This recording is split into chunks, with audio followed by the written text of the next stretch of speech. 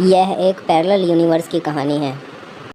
कहानी की शुरुआत में हमें एक ओल्ड कपल को दिखाया जाता है जो अपने बेड पर होता है। तभी इन्हें अपने डॉग के भौंकने की आवाज आती है और जब ओल्ड लेडी नीचे आती है तो देखती है कि उसका डॉग पूरी तरह से ठीक है। वो उसे खाना देने के लिए जाती है और तभी वहाँ पर एक नकाबपोश आती है जो ओल्ड लेडी को मार देती है। इसके बाद वो अपना नकाब हटाती है।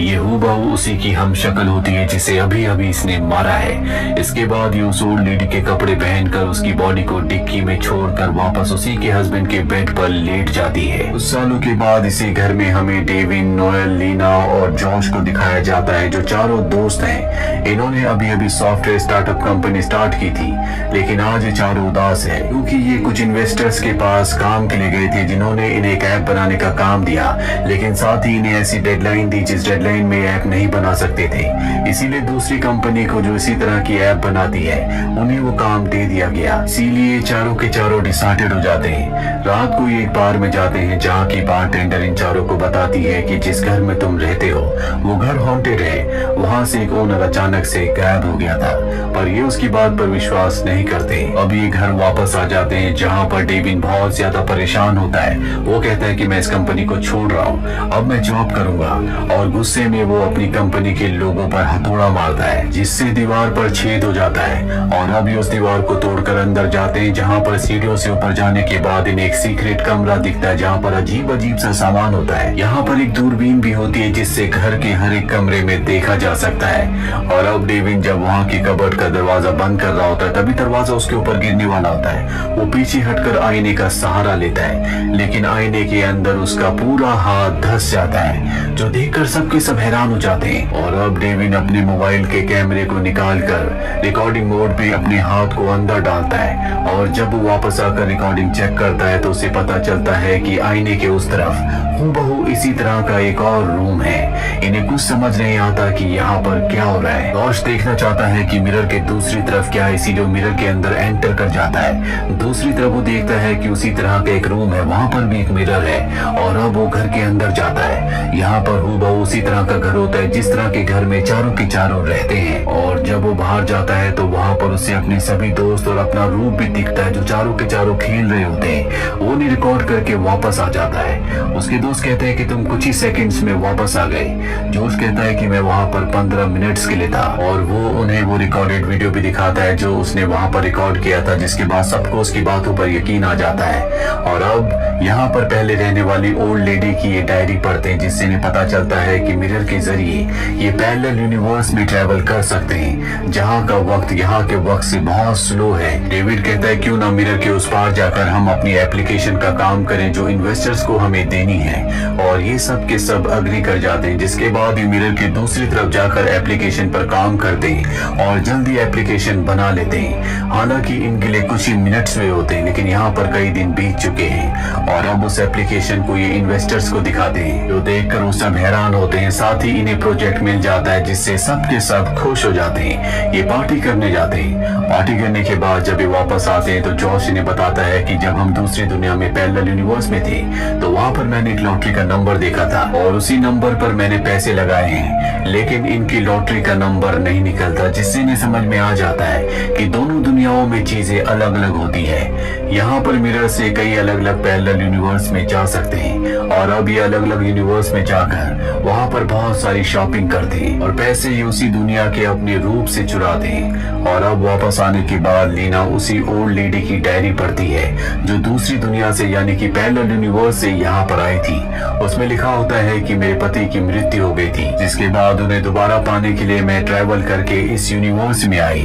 और हमें समझ में आ जाता है कि कहानी की शुरुआत में जिस ओल्ड लेडी ने दूसरी ओल्ड लेडी को मारा था वो पैरेलल यूनिवर्स से यहाँ पर आई थी ताकि अपने पति को हासिल कर सके।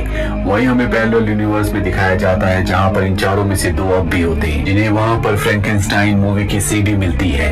और ये वो मूवी मूवी होती है जो इनकी दुनिया पर यानी कि अर्थ पर अभी तक रिलीज नहीं हुई। वापस आने के बाद ये तय करते हैं कि ये दूसरी दुनिया से यानी कि पैरेलल यूनिवर्स से वहाँ के आइडियाज चुराएंगे। और डेविन कहता है कि ऐसा करना ठीक नहीं होगा। जब सेड ने हमारे स्टार्टअप के आइडिया को चुराया था और हमारा ये काम हमसे छीन लिया था तो हमें बहुत दुख हुआ था। मैं नहीं चाहता कि हमें ऐसा करना चाहिए, पर उसके तीनों साथी उसकी बात नहीं मानते और अब इस सब के सब पैरेलल यूनिवर्स में जाते हैं जहाँ पर सब आइडियाज चुराने की कोशिश कर रहे होते हैं। पर डेविन यहाँ अपने पिता को ढूंढ रहा होता है। अब ये सब वापस आकर अपनी एक कंपनी खोल लेते हैं क्योंकि दूसरे यूनिवर्स से इन्होंने बहुत सारे आइडियाज को चुरा लिया है। डेविन हमेशा अपने पिता के बारे में सोचता रहता है। साथ ही वो इस घर में रहने वाली लेडी की डायरी भी पढ़ता है। जॉश उसके पास आता है। डेविन कहता है कि कहीं ऐसा ना हो कि हमारे पैरेलल यूनिवर्स से हमारा रूप यहाँ पर आकर हमें मार दे। इस तरह से इस घर में रहने वाली लेडी ने अपने रूप को जो कि इसी दुनिया का था उसे मार दिया था क्योंकि वो अपने पति के साथ रहना चाहती थी। जॉश कहता है कि तुम बहुत ज्यादा सोच रहे हो और इसके बाद वो उसे पैरेलल यूनिवर्स में ले जाता है। दरअसल ये चारों के चारों अपने अपने अलग अलग पैरेलल यूनिवर्स में जाते हैं और अब जॉश उसे उस बारटेंडर के घर ले जाता है। इस बारटेंडर ने इन्हीं के यूनिवर्स में इन्हें बताया था कि तुम्हारा घर हॉन्टेड है, लेकिन इस दूसरे पैरेलल यूनिवर्स में जॉश और उसका अफेयर होता है और वो दोनों इंटीमेट होने लगते हैं। इवन दूसरे कमरे में चला जाता है और ठीक उसी वक्त बारटेंडर का बॉयफ्रेंड घर पर आ जाता है जो जॉश को अपनी गर्लफ्रेंड के साथ देखता और उसे गोली मार देता है। डेविन गोली की आवाज सुन लेता है। वो किसी तरह से जॉश को घर लाता और उसके बाद वापस अपने यूनिवर्स में आ जाता है। अब यहाँ पर वो बहुत ज्यादा जख्मी है। वो कहता है कि हमें डॉक्टर को बुलाना होगा, लेकिन नोएल साफ साफ मना कर देता है। वो कहता है कि अगर हमने डॉक्टर को बुलाया तो पुलिस भी आएगी और हम सब गिरफ्तार हो जाएंगे, इसीलिए जॉश को हमें उसी पैरेलल यूनिवर्स में छोड़ना होगा जहाँ पर उसे गोली लगी थी और उस यूनिवर्स के जॉश को हम यहाँ पर ले आएंगे। और अब तक जॉश की मृत्यु हो चुकी होती है, इसीलिए ये जॉश को उसी यूनिवर्स में ले जाते हैं जहाँ पर उसे गोली लगी थी।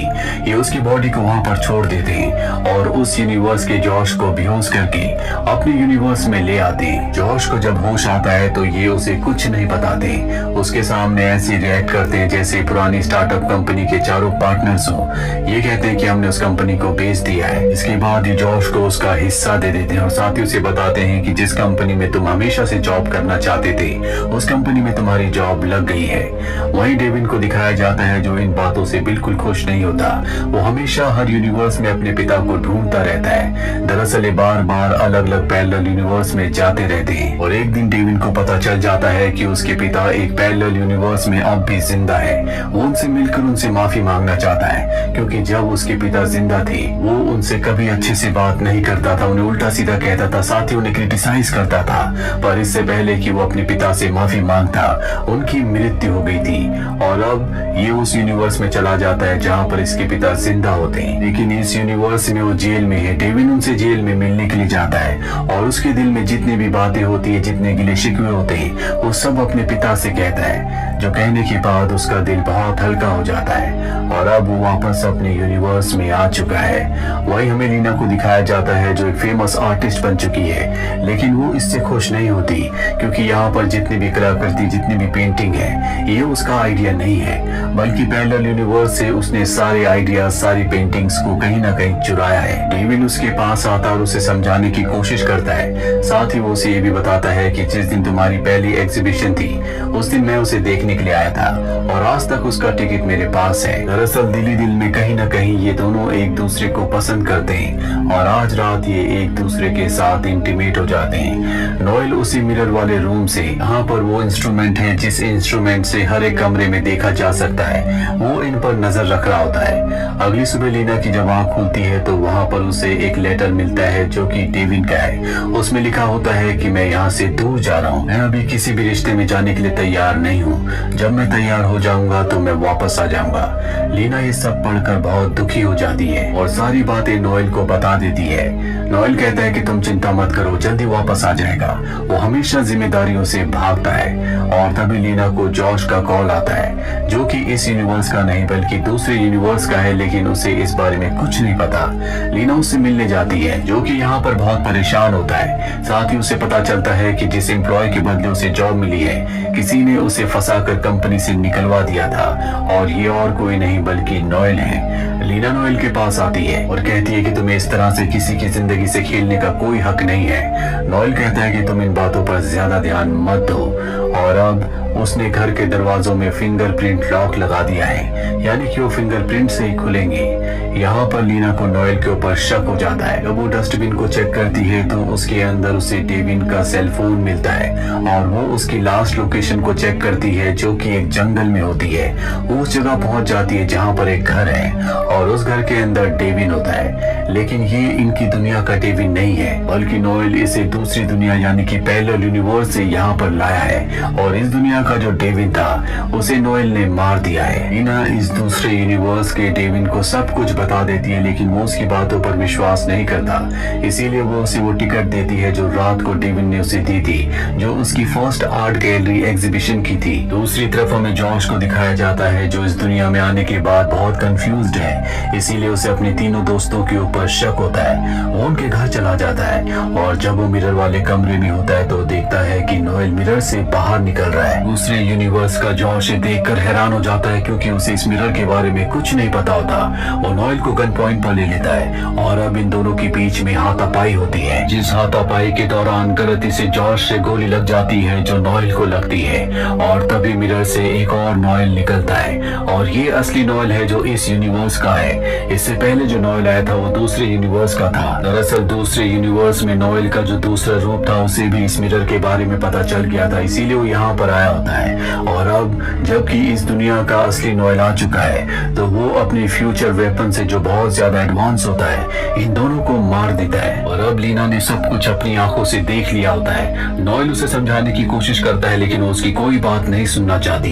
नोएल अब उसके साथ जबरदस्ती करना चाहता है क्योंकि वो हमेशा से उसे पसंद करता था। और तभी यहाँ पर डेविन आ जाता है जो गोली मारकर नोएल को जख्मी कर देता है। नोएल जख्मी हालत में मिरर के अंदर चला जाता है। अब यहाँ पर लीना को याद आता है कि यहाँ के कुछ मिनट्स दूसरी दुनिया के कई दिन होंगे, इसीलिए समझ जाती है कि जल्दी वो इस पोर्टल से वापस निकलेगा।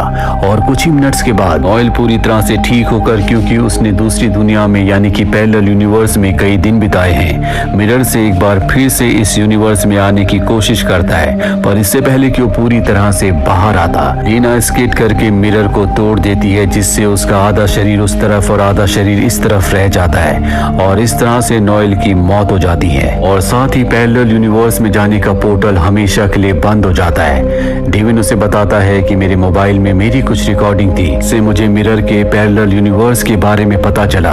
दरअसल इस यूनिवर्स का जो डेविन था उसे हमेशा से नोएल पर शक था, इसीलिए उसने सब कुछ अपने मोबाइल में रिकॉर्ड करके रख दिया था। इस रिकॉर्डिंग की वजह से दूसरे यूनिवर्स से आए हुए डेविन को पूरी सच्चाई पता चल गई। अंत में यहाँ पर लीना जितनी भी चीजें दूसरी यानी कि पैरेलल यूनिवर्स से लाई थी वो सब चैरिटी में दान कर देती है और डेविन के साथ गाड़ी से जिंदगी की नई शुरुआत करने के लिए निकल पड़ती है। रास्ते में वो अपना फेवरेट सॉन्ग चलाती है जो अक्सर वो डेविन के साथ सुना करती थी। इसके बाद ये गैस स्टेशन पर रुकते हैं जहाँ पर लीना वॉशरूम में जाती है और तभी उसे वही आवाज आती है जो मिरर में यानी कि पोर्टल के अंदर जाते हुए आया करती थी। इसके बाद लीना बाहर निकल जाती है और गाड़ी में बैठती है जहाँ पर उसका वही सॉन्ग चल रहा होता है जो उसने खुद प्ले किया था। लेकिन वो डेविन से कहती है कि आज बहुत दिनों के बाद मैंने इस सॉन्ग को सुना। डेविन कहता है कि अभी कुछ ही देर पहले तुमने इस सॉन्ग को प्ले किया था। और यहाँ पर हमें समझ में आ जाता है कि ये लीना इस यूनिवर्स की नहीं है बल्कि दूसरे यूनिवर्स की है। इस लीना ने इस यूनिवर्स की लीना को वॉशरूम में कहीं गायब कर दिया और खुद उसकी जगह ले ली। इसके पीछे क्या कारण है हमें कुछ नहीं बताया जाता और इसी के साथ ये फिल्म, ये कहानी यहीं पर खत्म हो जाती है।